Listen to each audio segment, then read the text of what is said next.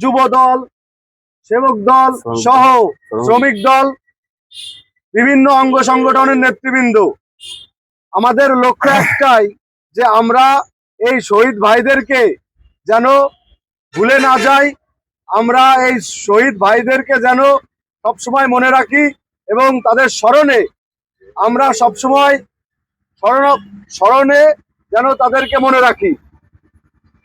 এ পর্যায়ে আমাদের মাঝে সংক্ষিপ্ত বক্তব্য রাখবেন জনাব মাসুদ হাসান খান কিজিল, সভাপতি মাগুরা পৌর বিএনপি। বিসমিল্লাহির রহমানির রহিম। বাংলাদেশ জাতীয়তাবাদী দল ছাত্র দল মাগুরা জেলা শাখা কর্তৃক আজকে এই মাগুরায় যে 10 জন শহীদ, এই শহীদদের স্মরণে যে বৃক্ষরোপণ কর্মসূচি, সেই কর্মসূচি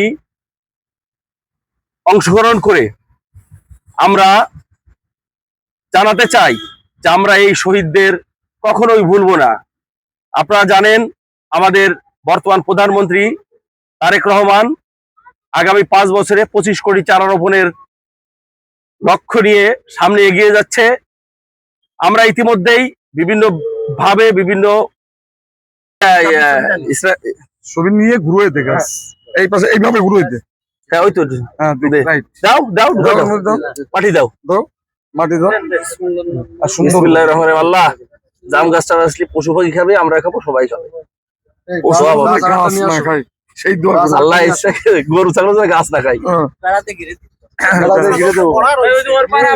এই আলী ওই বেড়া দে আজকে